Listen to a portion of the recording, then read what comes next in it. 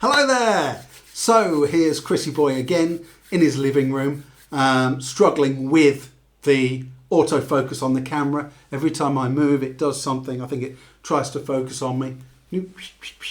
No.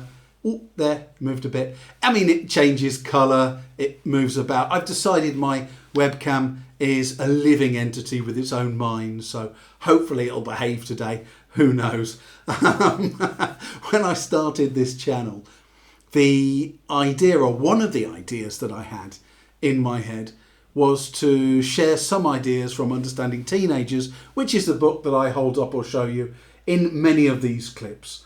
And I thought I'd share maybe one idea from each chapter and just work through the book. And I've sort of been doing that. I think we got to about chapter 6 and that's where we're at the moment. So we've sort of digressed a little bit and I've been talking about the quiet learners and stuff like that. And we'll go back to them in future clips. But for now I thought we'd get back on track. And I will tell you about something from chapter 6, which is a chapter which is entitled Affect and Talking Positively to Our Learners. And I thought what better question than to ask, what can we do with the students that we don't like? And I've got 3 pieces of advice really for that, which I hope will help you a little bit. It's normally the students that are challenging us that we sort of take a dislike to, basically because they're making our life hard. So piece of advice number 1 is to try to, obviously we try not like them, but when we've got that challenging behaviour, when people are making our lives difficult with their behaviour, try to rate the behaviour, react to the behaviour, and not the person. This is something that Uncle Albert would say, Albert Ellis, for example, in this book. He developed rational emotive behaviour therapy. There he is. And he'd say it in this book as well. There he is again. And he'd say it in this book again. And in fact, he'd say it in all of his books. And there are many. I recommend any of them. We're trying to react and rate the behaviour, not the person. That is, when students are doing things that are making our lives difficult, even though it's hard, we try to react to that and not attribute qualities to their personhood. Now, in your daily life, in your wider life outside of the classroom, you might not give people the benefit of such doubt. You might not make such allowances for them. If people are doing things that you don't like, you might decide that you just don't like those people or don't want anything to do with them. In your non-professional life, you have that privilege if you want. I'm not saying it's necessarily the best way, but you can do it. In the classroom, I think always reacting to the behaviour and not attributing permanent, lasting qualities to the child will get you a lot further. For many years, I've taught in academies, after school language academies. I've taught in some mainstream schools as well, but I've taught a lot of academy classes. And in the course books and for exam syllabi, there's often a question, who's your favourite teacher? And obviously, if you're teaching in an after-school academy, you're not going to ask the kids, who's your favourite teacher in this academy? Because it's just weird, isn't it? They're either going to tell you that it's you, teacher, to try to make you feel good, or they're going to tell you that it's another teacher that they had last year or the year before, and you're not going to feel good. It's just a weird situation. So what I do and what a lot of academy teachers do, I think, is, who's your favourite teacher at school? That's where they spend most time. Now, I have to say that I'm always trying to be supportive of my colleagues at school. They are fellow English teachers, and I think it's important that teachers that are teaching basically support English for after school classes, they are supportive of their colleagues who are teaching all of the children in bigger classes during the day. And also it's nice if mainstream education English teachers, if they know that, you know, a child goes to an academy, they're also supportive of that as well. I think it's nice that we kind of connect and stand together and try and support each other a little bit. But what did happen over the years was that I built up a composite profile from asking so many hundreds of students, who's your favourite teacher? I built up a composite profile of popular teachers at their schools. Now, apart from the PE teacher, who often seems to be the favourite teacher because of the subject, it was quite interesting because the most popular teacher tended to be the teacher, male or female, but the teacher who did represent in some way, who embodied the ethos, the philosophy, even the rules of the school, and who wasn't afraid to go head to head with the students and tell them off, but that when things settled down didn't bear any kind of grudge.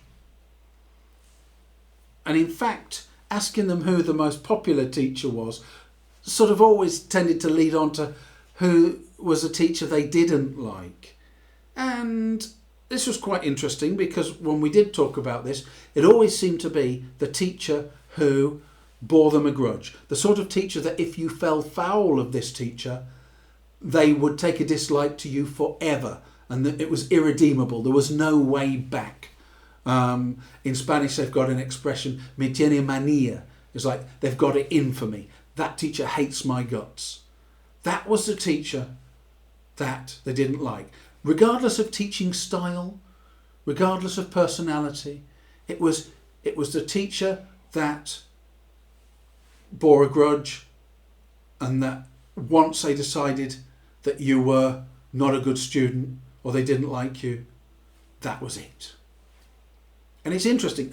I think I first read the idea in this book, Troublesome Children in Class, 1976, written by Irene Caspari. Maybe the title hasn't aged particularly well, but there are some very interesting contents inside.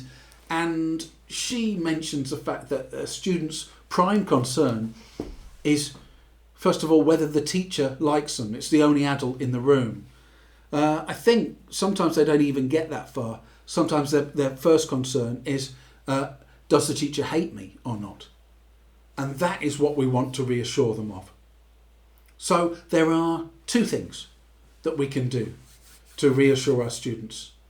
And the first one is to make sure that the dial always goes back to zero. So imagine there's a dial here. This is your irritation dial. This is you getting annoyed about something, behaviour that you're not happy with. You start off kind of here in the green area. That's fine. And then a student might be misbehaving. Maybe we go up into the yellow. Oh, I can see that. Look at how that's flashing away. We've got strobe going on there. It shouldn't really be doing that. Stop, please, webcam. Behave yourself. It's not you, webcam. I love you.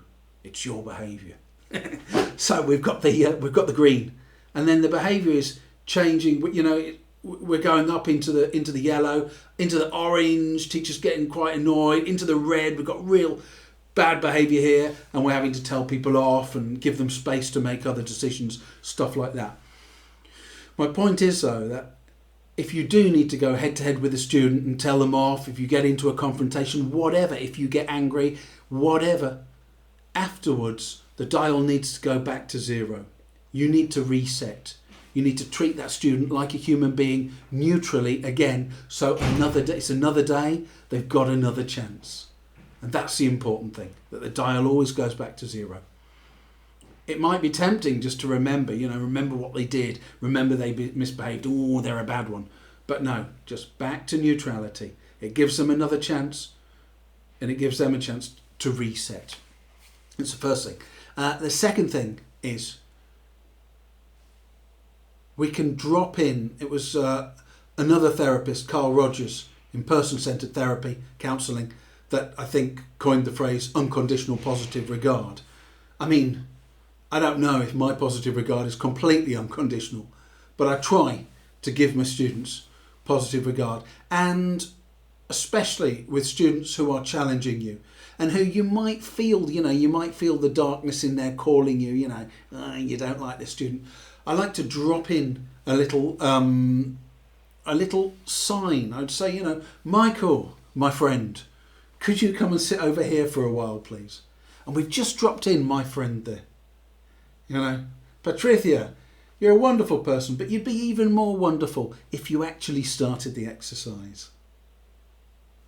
Lorenzo, you're a fabulous man, but could I just ask you to, and then whatever. The message for them is, the teacher's calling, the teacher's referring to me as my friend. They can't completely hate me. Lorenzo, he's just called me fabulous. He's not the person I want to be calling me fabulous, but that's the only person that's called me fabulous all day.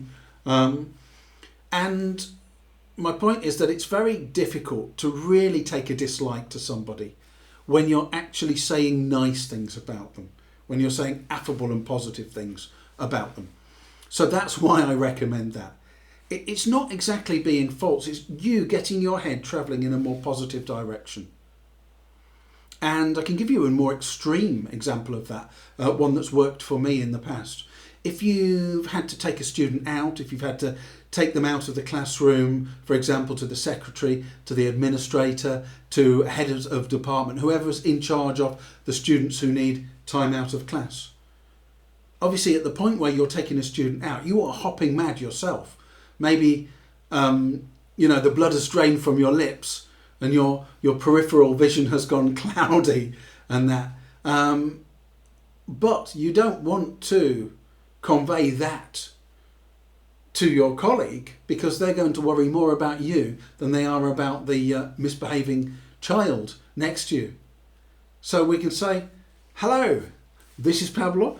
He's a wonderful man. He just needs a few minutes to think about his classroom behaviour and then he can come back in, for example. The message to your colleague there is that you already have some level of control and you've got your brain moving in the right direction. And for sure, Pablo is looking at how you manage the interaction with your colleague. So again, dropping in small amounts. Obviously, you don't have to only use the expression my friend and positive things with the students who are challenging. You can use it with everybody as well, and I recommend you do. So these are my 3 pieces of advice. 1, try to react to the behaviour and not the individual. Try not to attribute negative qualities to their person. Try to attach them just to the behaviour and deal with the person. Secondly, and it's related, make sure that the dial always goes back to 0, that it's a new start and they get a new chance. And you're treating them neutrally at the beginning of the class and not second guessing that they're going to misbehave. And third, drop in little messages of positive regard in the form of words. And I think when you do that, then sometimes what happens is you get a student who at the beginning of the year is misbehaving. They're misbehaving because that's the way they're used to getting attention. And also they're expecting you to take a dislike to them. So, right, I might as well, preemptive strike almost. I might as well get in the first blow and start messing about and that the teacher's going to dislike me anyway. They all do.